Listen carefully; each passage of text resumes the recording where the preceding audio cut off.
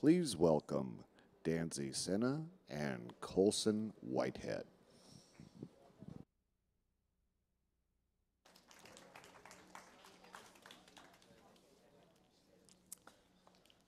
Hi there. Howdy do.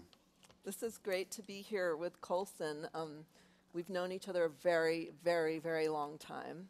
And we don't have to even say how many years, but it's really like a lifetime.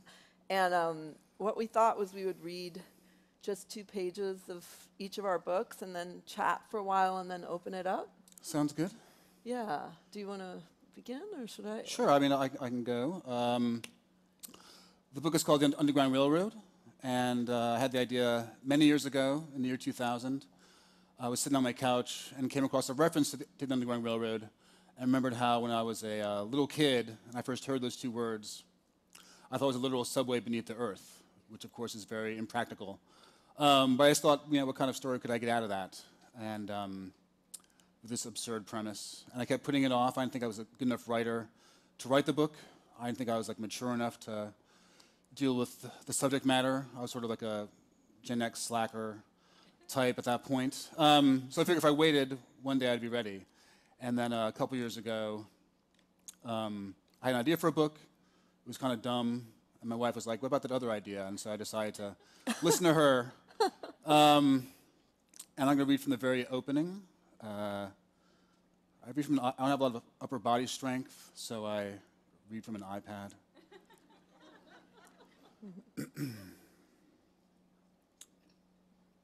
And it's the main character's grandmother. The first chapter is a sort of a prologue, and so deals with, I wanted to encapsulate a typical slave's life before I get to my main character. And so her grandmother is in Africa, is kidnapped, survives the Middle Passage, and then is sold a couple times on her way down to Randall Plantation, which is where the book proper begins. The first time Caesar approached Cora about running north, she said no. This was her grandmother talking. Cora's grandmother had never seen the ocean but before that bright afternoon in the port of Ouida, and the water dazzled after her time in the fort's dungeon. The dungeon stored them until the ships arrived. Dahomean raiders kidnapped the men first, then returned to her village the next moon for the women and children, marching them in chains to the sea 2 by 2.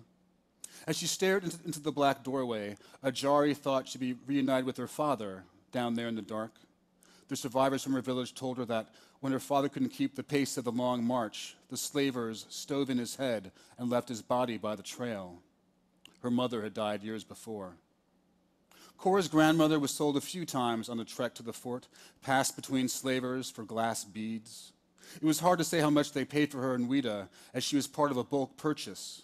88 human souls for 60 crates of rum and gunpowder, the price arrived upon after the standard haggling in coast English. Able-bodied men and childbearing women fetched more than juveniles, making an individual accounting difficult. The ship, the Nanny, was out of Liverpool and had made 2 previous stops along the Gold Coast. The captain staggered his purchases rather than find himself with a cargo of singular culture and disposition. Who knew what brand of mutiny his captives might cook up if they shared a common tongue? This was the ship's final port of call before they crossed the Atlantic. 2 yellow-haired sailors rowed Ajari out to the ship, humming, white skin like bone. The noxious air of the hold, the gloom of confinement, and the screams of those shackled to her contrived to drive Ajari to madness. Because of her tender age, her captors did not immediately force their urges upon her, but eventually some of the more seasoned mates dragged her from the hold 6 weeks into the passage. She twice tried to kill herself on the voyage to America, once by denying herself food and then again by drowning. The sailors stymied her both times, versed in the schemes and inclinations of chattel. Ajari didn't even make it to the gunwale when she tried to jump overboard. Her posture and piteous aspect, recognizable from thousands of slaves before her, betrayed her intentions, chained head to toe, in exponential misery. Amazing. Thank you for, yeah, that was, now I'll never be Uplifting. able to follow that because Yes. the comedy moment, the comedy portion after that, but that's beautiful. So yeah, I'm going to read from my novel, New People, which came out in August, and I guess it's a kind of darkly comic novel about a woman who's it's set in 1990s, actually, in Brooklyn, and it's somewhere that Colson and I lived at the same time. And I was really interested in that moment in Brooklyn where we kind of came of age. And I don't know if you feel this, but there was this like sort of 10-block radius with a lot of when I think about the Harlem Renaissance, there was this kind of renaissance in Brooklyn of these, all of us moved there after college, and it was before it got really gentrified racially, there was this kind of college-educated, artistic, really vibrant black community. Yeah, Spike Lee sort of made it famous with his movies, and Yeah. he had his office there. And I was at the Village Voice when I got out of college, and everyone who had been sort of my age, but been there a little bit longer, had moved to Fort Greene and Park Slope, and it was cheaper than Manhattan, and it was sort of the start of that wave of people coming to New York, and you Yeah. can't afford Manhattan, so you have to go to Brooklyn automatically. And I went there thinking I'd be part of this big scene. No one wanted to talk to me. I never met Spike Lee, but it was a nice moment because we were all there and young and starting out. Yeah, so I mean, actually, yeah, it's fun to talk to you about that. And this book is set in that time period. And the main characters, well, the main character is a woman named Maria who is mixed race. She's just graduated from Stanford, where I went to college, and she's living there doing her research on the Jonestown Massacre, the cheery subject of the Jonestown Massacre. And it's sort of about her unraveling as she works on this subject of the Jonestown Massacre. She starts to kind of lose her grip on reality and becomes obsessed with someone and stalks them, and things go terribly wrong. And I'm just going to read a few pages from the beginning. Maria is 27. She is engaged to marry Khalil, who loves her unequivocally. She is the one he has been waiting for his whole life. Maria loves Khalil. She never doubts this. He is the one she needs, the one who can repair her. They met in college on the other coast years ago, so they have, in a sense, grown up together. It is sometimes hard for Maria to see where one of them ends and the other begins. Their favorite song is Al Green's Simply Beautiful. Their favorite movies are Sammy and Rosie Get Laid, Chameleon Street, and Nothing But a Man. Their favorite novel is Giovanni's Room. Khalil says they make each other complete. Their skin is the same shade of beige. Together, they look like the end of a story. They live together in Brooklyn, in a neighborhood that is changing. It is November 1996. Interspersed among the old guard, the Jamaican ladies with their folding chairs, the churchy men in their brown polyester suits, are the ones who have just arrived. It is subtle, this shift, almost imperceptible. When Maria blurs her eyes right, it doesn't appear to be happening. They dance together at house parties in the dark. If I ruled the world, they sing, their voices rising as one. Imagine that. I'd free all my sons. Maria is writing a dissertation. She has been granted a small fellowship to live on in this final year so she can focus on completion. She spends her days at the Social Science Library on 118th and Amsterdam, poring over materials from a long-gone time and place. It is already late fall, and she has come to rely on rituals to get her work done. She wears the same pea coat and the same red gauzy scarf. She stops at the same deli and orders the same thing from the burly guy behind the counter, a buttered bialy and coffee, light and sweet. She carries the same assortment of snacks in her purse, a bag of salted cashews, a chocolate bar, a bottle of water. There is a window beside her carrel where she sometimes pauses to watch the cold air sharpening the edges of buildings. She has decided all university campuses are alike, the sense of possibility and stasis. She thinks this too, All graduate students, if you look closely enough, exude the same aura of privilege and poverty. The photo on her university ID is 4 years old. It was taken the year she and Khalil moved here from California. In the picture, she looks like a different Maria. It isn't just the golden brown of her skin, and it isn't just her bangs, which hang long over her eyes. It is her smile, crooked and loose, and the expression in her eyes, some barely contained hilarity. She looks preserved in the moment before you burst into laughter. She can no longer remember what was so funny. Her subject is Jonestown, the People's Temple. She entered the program planning to study 70s-era intentional communities, the bonds of kinship forged among unrelated people. Once she started investigating Jonestown, she could not look away. She knew then only the most basic facts, the one that had become part of the detritus of the culture, that Jonestown was a cult, that the group's leader, Jim Jones, wore sunglasses everywhere, that he and his followers committed mass suicide together one day in the jungles of South America by drinking the Kool-Aid. The question that guided her then was the most banal, the one posed by all Holocausts. How does such a thing happen? She was guided by a line from Juvenal's satires. Nobody becomes depraved overnight. Now, so many years into it, her focus has shifted. She wants to know not how they died, but how they kept themselves going. There is no memorial to the people of Jonestown. The remote jungle in Guyana that they cleared, where they built a society, has long been reclaimed by vegetation. The last visitor to the site reported finding only the barest remnants of what once was there: a tractor engine, a rusting file cabinet, the metal drum they used to poison the liquid before they drank it. Thanks. Thank you.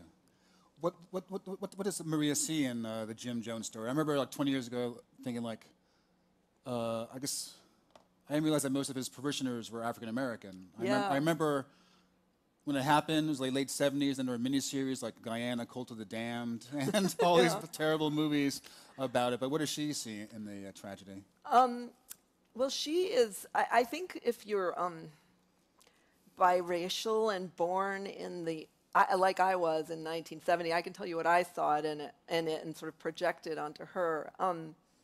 That my parents were very idealistic, interracial couple, and then things sort of went terribly wrong, but not as bad as Jonestown. Sure, yeah.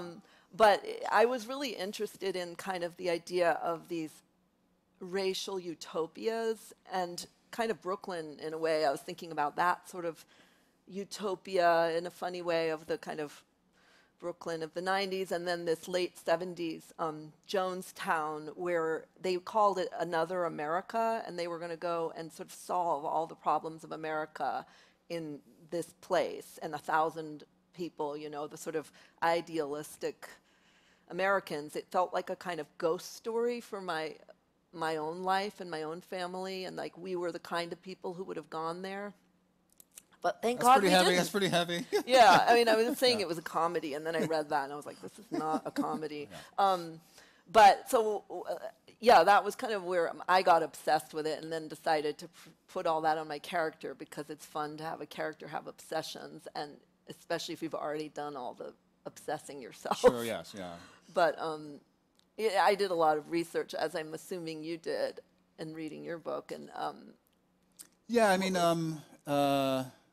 I did less than you would think. I mean, as a fiction writer, the burden of getting it right doesn't necessarily occur to me. I can make things up. And, you know, the second part of the book, there's a literal railroad. The second part of the book is that each state that Cora goes through is different sort of alternative America, like Gulliver's Travels. And so she goes to South Carolina, which is a seemingly benevolent, white-run state. North Carolina is a white supremacist state. She finds her own black utopia in Indiana among a black community that sort of made their own society down the road from the white town. But I went back to stuff I read in college that stayed with me. The big slave narratives of Frederick Douglass and Harriet Jacobs. Harriet Jacobs wrote a book called Incidents in the Life of a Slave Girl, and she writes about how when a slave girl becomes a slave woman, she enters into a much more terrible form of slavery. She's now prey to her master's desires, if was not already. She's supposed to pump out babies because more babies means more slaves, and more slaves more property.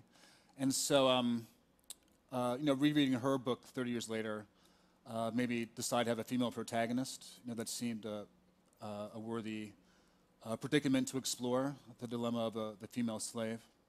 And then in the 1930s, the U.S. government, it was Great Depression, everyone broke, basically thinking up busy work for people to pay them to do, hired writers to interview former slaves about their life 60 years before, to get their life stories before they passed on. And so there's hundreds and hundreds of them. They're in the public domain, so I don't like leaving the house, so I can just download them to my iPad and work on them in my leisure. And for a fiction writer, there's all those sort of nouns and verbs and adjectives that hopefully make it sing and sound realistic. I kept coming across the word scourging. I was like, why do I keep saying scourging? And it was an adjective for beating somebody, for punishing them. So there's that kind of grim calculus of how often do you use the word beating, when you use scourging, what they wear, what they eat. And it's stuff that you wouldn't find in a history book because it's too small a detail, but for the kind of work we do is very important. You began this during Obama, right? And then finished it before the election of Trump? I mean, it came out like 3 months before Trump's election. Okay. And, you're talking about sort of that racial utopia of Brooklyn in the early 90s. And of course, it's appealing, but of course didn't exist. And for 8 years we had this post-racial thing, which if you ask any black person, obviously was not true. But it does seem like a very separate time now, those 8 years. And so when the book came out, a lot of conversation around the book revolved around Black Lives Matter. Like, were you thinking of Black Lives Matter when you wrote the book? And the answer was no. I mean, we have these periodic discussions about police brutality, and then we stop, and then something else happens, and we start again. So that's been the feature of my life as a black American.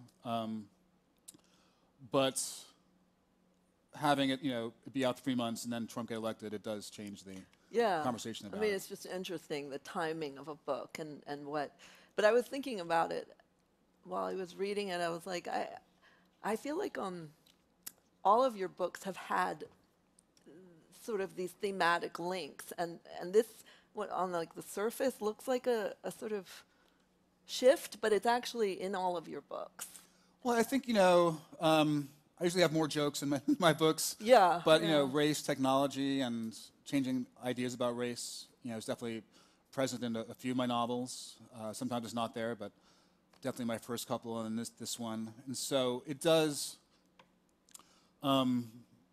It's a bit more straight. Like the narrator's not this sort of like hyperkinetic postmodern jiu-jitsu dude. But a lot of the ideas I've been sort of thinking about, and a lot of the stuff that is in my earlier books, based on things I read in college, or sort of fed this. I went back to a lot of stuff about the Tuskegee syphilis experiment, eugenics theories that I read in college, and was sort of waiting for a good sort of vessel or venue to. It's funny how like your obsessions that you have in college stay with you forever. I mean, I was obsessed with 70s social movements in college, and it's like I'm still writing about them now. And I always tell my students that, like, what you're obsessed with now, it's gonna stick with you. Take notes. I mean, I kept all my college books, and I moved a lot, and so it was just like, I hope I use this damn book because it's really heavy. And then finally got to use them 25 years later. Right. No, exactly. And I think also, like, it takes maybe decades in a way to let something percolate inside of you and feel ready to turn it into a novel, Well, in this case, I had the idea in 2000, and I was writing a book, John Henry Days, which had a lot of historical research. I was like, I can't do another historical heavy book again, and also I didn't feel ready for it. And then I could only take it on when I was ready, when I was a good enough writer, and ready to contemplate slavery in an adult way. Reading the books again as a grown-up, you appreciate the true devastation of slavery in a different way than you do when you're a kid watching Roots. You know, Right. I'm a parent, and like I realize in a different way what it'd be like to see your child sold off, beaten, raped, to have your child see something like that happen to you or you know, their Right. mother. And so definitely not writing when I was a Gen X douchebag and waiting until I was older helped the book Do a you bit. remember watching Roots? I remember like, you know, the parents saying you got to watch this. Yeah. And you know, it was a national phenomenon, and me and my siblings had to watch it. And then this summer, traveling in Europe, when it got translated, I would say Roots. It's like, yes, everyone in Denmark was watching Roots. I think extracting a different experience from it. But, Right. but it really was a worldwide phenomenon. Because I remember it was a big thing in our house watching Roots, and that was kind of around the same time as Jonestown, actually. I think It was, yeah. And yeah. it's just a sort of comic, strange thing was in my school. What year was it? It's like It was 77. I believe. 77. Okay, so I was only 7, but I remember going to school in the nights that everyone was watching it, and there was this all the black kids sat together, and I sat with the black kids in the cafeteria, and this little white girl came up to our table and said she'd been watching Roots, and that she wanted to make she wanted to do something for us, and could she empty our lunch trays? Well, It's like wanna- reparations. Yes. In the At I'm least you not got making that something. up. At least I you got got something. I out didn't of get it. anything. Yeah, we were all so awful. We were like, yeah, here. So we let her do it. And she grew up either to be a really great person or a terrible person. Even nobody knows. Yeah. I have to look her up on Facebook. If you see Roots now, it's like, oh, that's Ed Asner from The Mary Tyler Moore Show, or like Yeah. that's Geordie from Star Trek: Next Generation. Yeah, no, it's very know strange that, to so. watch it now. But I feel like it's like it marks our generation too Yeah. of something we all took in. And how do you? I mean, this is maybe a banal question, but I'm actually interested in how you concentrate in this day and age and kind of find that focus to sustain a narrative like this. And we're all under assault, I feel, in terms of our In the attention. last 13 months.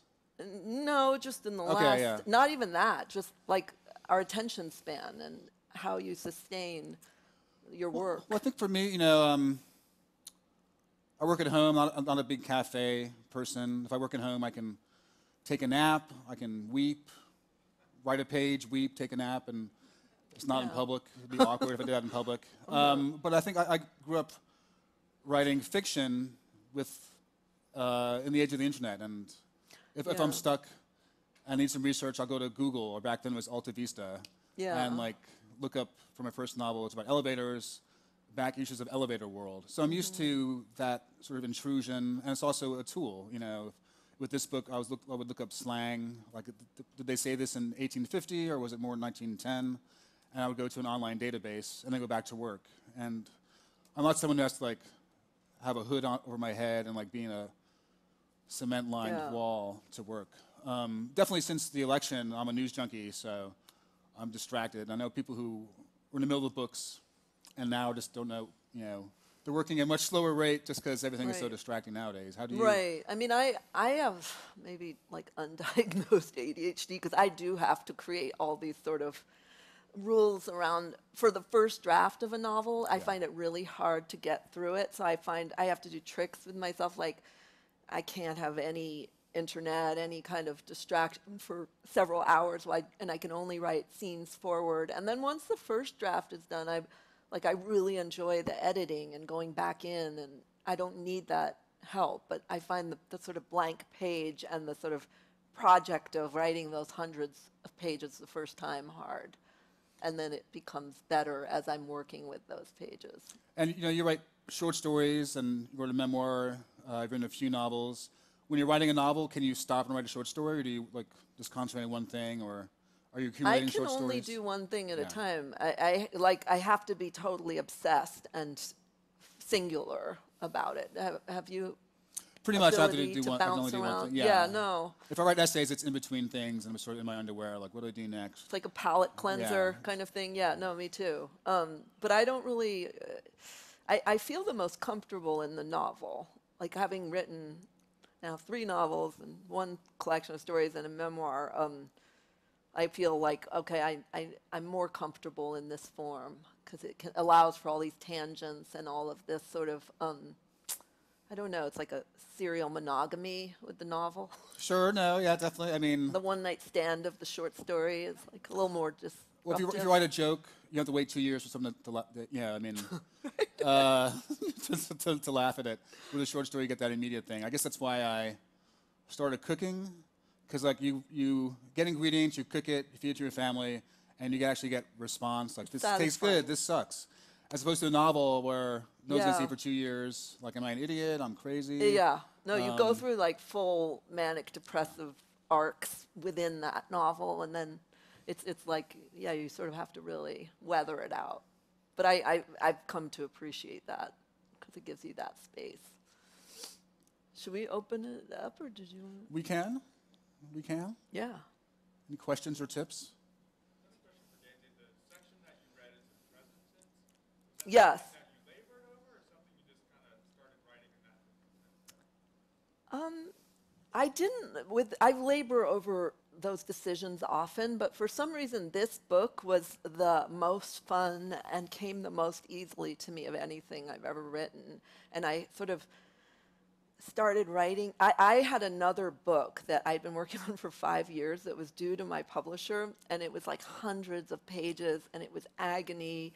And I had had 2 children during the writing of that, and that was its own disruption. And I luckily live in California, so I never had to bump into my editor, but I knew I was worried they were about to ask me for the money back. That was all going to be hideous. And then I just stuck those pages in a drawer, and I was like, let me just play with something on the side. And I wrote this book through in, maybe less than 6 months, and just had so much fun with it. And it was like I was cheating on my other novel.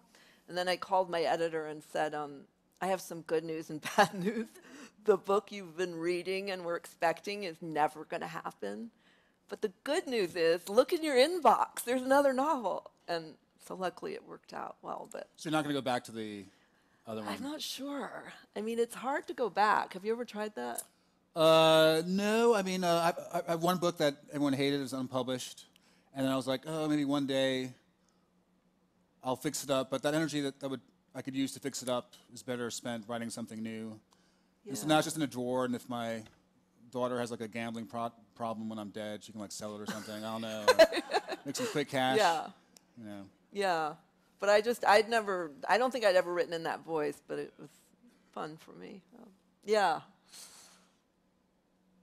Yeah. In your book, you had the utopia, when you were talking about that utopia, and then you totally destroyed it. I mean, what makes you think that? I mean, I was like really happy.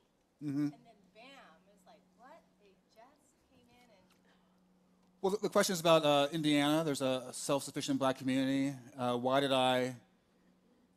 do certain bad things happen to them? Well, that's really reality. I mean, there were black towns, black settlements, and then when it gets successful, just face it, as what happens in the book, white people want the resources, want the land, burn everybody down, burn the town down, lynch people, drive the black folks off, and take it over. And that happened in many different towns, many different states. And it would have been nice to have that nice moment for Cora. God knows I put her through a lot of terrible things. But her journey was not over yet. Yeah. Right. What do you do in your writing process when you get stuck in a place in the story? Do you have a process that gets you out of that place and keeps you moving along? I mean, I think I've come to realize that writing is miserable, and so that it's not writers, like you're just making a choice to keep pushing forward, and it's not going to, like there's going to be these moments of excitement and inspiration and sort of wonderful ease, but most of the time it's like going to feel hard on that first draft. So I think now that I know that, I don't think it's writer's block. I just think I've made a choice to go and, watch television instead, and I really could be writing this next scene, or, it's like I know that there isn't really such a thing as writer's block because it's not going to feel natural until it does. Sure, yeah, the question is about what do you do when you're stuck. And I sort of feel like I don't have writer's block. I just have sort of things I haven't figured out. So there are times when I'm writing and I'll get to a section and I have to introduce, say, Ridgway in the book. And a character named Ridgway. When I got to him on page 72, I didn't know who he was. I didn't know how he walked and talked. So the good thing about a novel, well, the bad thing about a novel is that it sucks and it takes a long time. But also you have time to figure things out. So I just wrote a sheet of paper. It said, Introduction, Ridgway, TK. That's like writer lingo for to come, to come later. And wrote for 3 months. And then when I figured out who he was, I went back and did it. And so when I've been stuck, it's just because I don't know what this person sounds like or how the scene's going to play out. Before I start writing, I outline.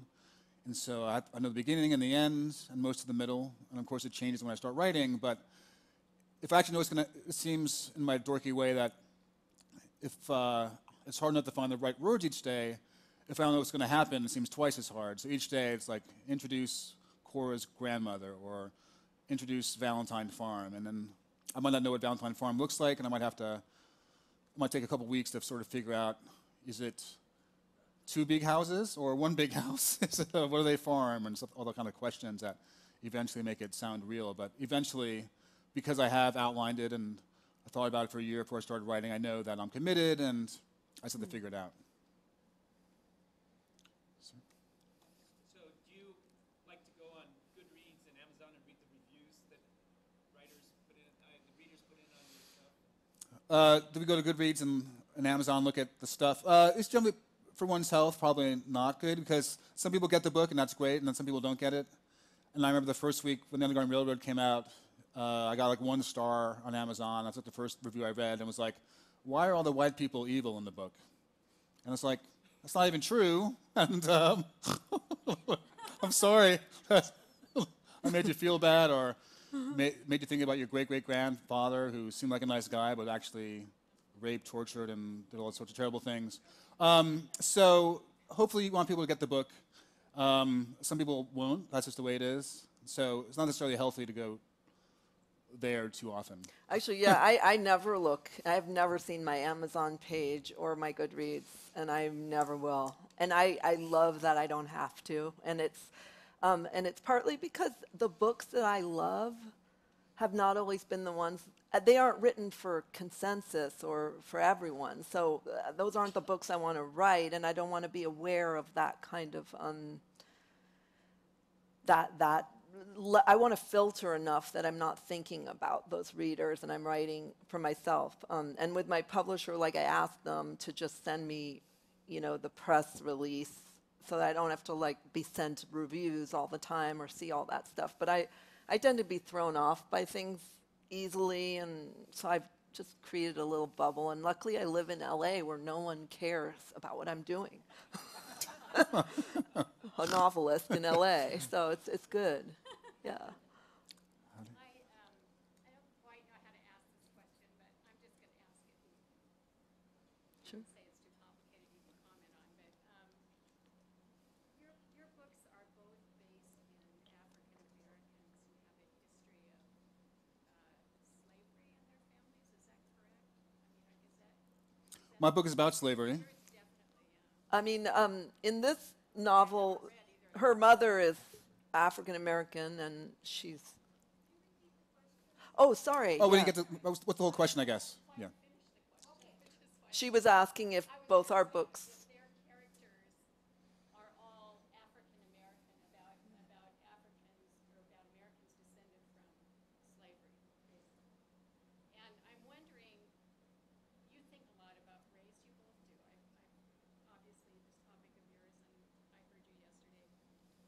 How might you have written differently if this was a black immigrant from with not that history? And like I said, it was just too big a question.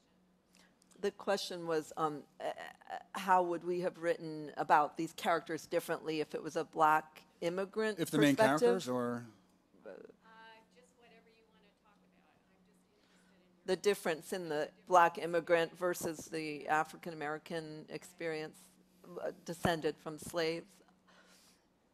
Yeah, I'm not. I can't think of how I would have written the book if I had a different cultural background. I remember I was in France, and someone asked me, "Could a white person have written this book?" And I guess they were asking about appropriation, and I was like, "Only I could have written this book because it's my book. Like I couldn't have written Crime and Punishment." Right. And Yeah. so I, same in the same way people ask like, what happens to Cora after the last page? I have no idea because I don't think about it.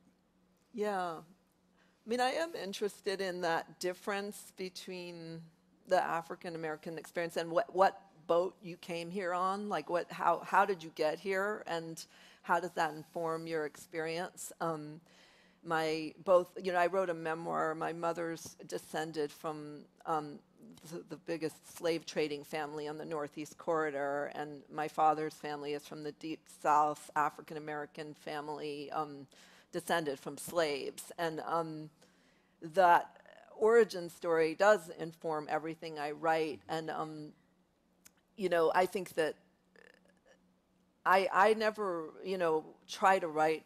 I'm not interested in writing outside of that perspective because I think there's so many different narratives within that. It's not limiting in any way. And I think the universal is found through the specific. So I lived in England for a year, and I remember noticing how different it is to be a black immigrant as opposed to the experience I come out of. And I'm really interested in those differences.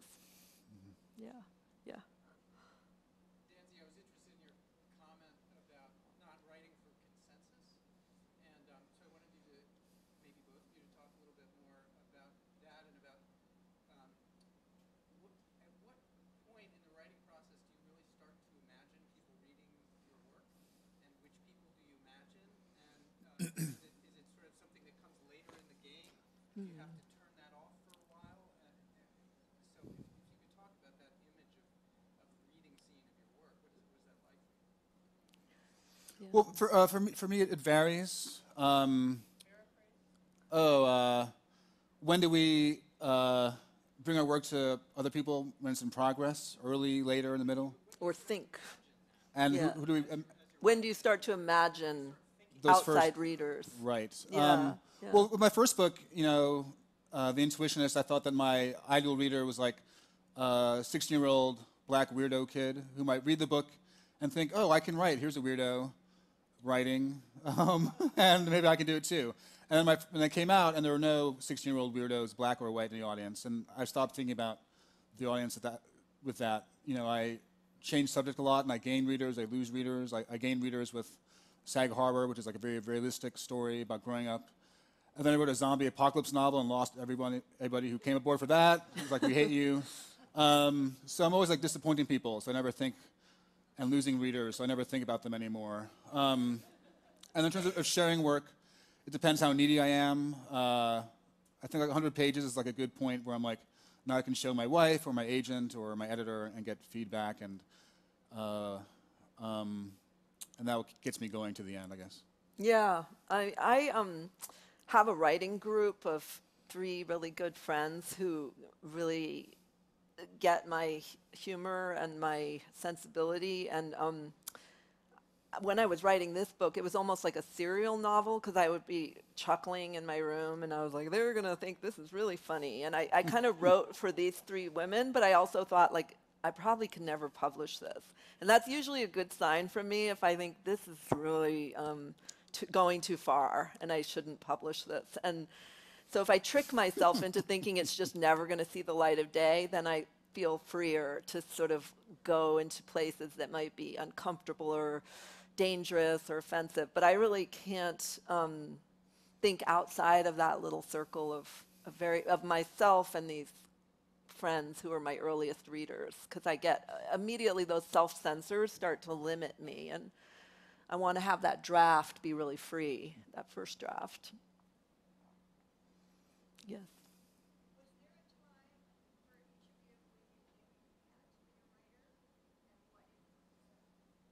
Was there a time for each of us when we knew we had to be a writer, and what influenced that? Sure. Yeah. Well, for me, I was sort of a geeky kid, and I would stay in my house all day, like, reading comic books like X-Men and Spider-Man, and reading my parents like Stephen King novels. So it seemed like in 7th or 8th grade that being a writer would be fun. And then I wrote 2 stories in college, and no one liked them, which is good training for being a writer because everyone hates you and stuff like that. And, then I got a job at the Village Voice and became a writer, like a freelance writer. But I think I really became a writer when I wrote my first book and no one liked it. And it was like, I was in my late 20s. My parents were like, "So you're gonna go to law school now? Like we told you, we've been nagging you."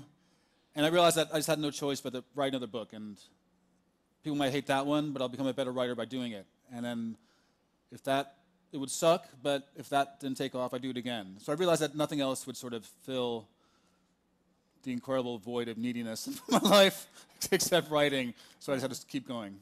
Yeah, because I went to college. My parents are both writers, so all I knew growing up was I did not want to be a writer. Like that was the one thing I was going to be, and I went to college to be pre-med, and I failed really badly. Organic chemistry. I realized that, like, you know, when your kindergarten teacher says you can be anything you want to be, or you can do anything, I realized that was a lie, because I worked so hard to try to pass that class, and I failed horribly. And the only place I felt happy was in novels and writing, but I just wanted to avoid becoming my parents. And obviously that didn't work, and I'm now doing exactly what my mother has done my whole life. She's a creative writing professor and a writer, and my father's a writer. And so I just kind of accepted like the family trade, you know, like the child of the cobbler goes off to try to go to Hollywood and then comes back and is like, I'll just take over the business. And so that's what I did, basically. Here I am. Yeah.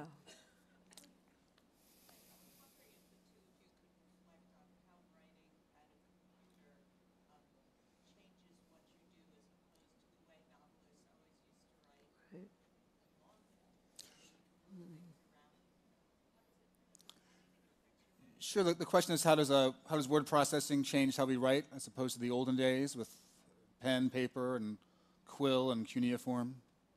Yeah. I guess my brain has adjusted to it over the years, but I did this crazy thing. I did find it too easy to edit myself over and over again and have too many different versions of a novel with a computer. Like, it gave me too many options. And my second novel I had written on the computer, and I was really stuck, and I moved to England for 6 weeks, and I went to a really old typewriter shop and bought a typewriter, and I rewrote the whole novel on a typewriter, like a manual typewriter from the dark ages. And it was the only way I could really commit to one version of the story, was to like make it a physically laborious task. And it was just so insane. And then I had it all typed, and it was like, can I send this to the publisher like this? Yes, yeah. So I had to rewrite it on the computer again. But it kind of got to why I found the computer challenging, because there was something about making it stick and not being able to change it that made me think more decisively about the story. Yeah. And then for me, you know, I feel like I'm writing when I'm at the computer, but I do a lot of notes beforehand, you know, and do a lot of planning in my notebook.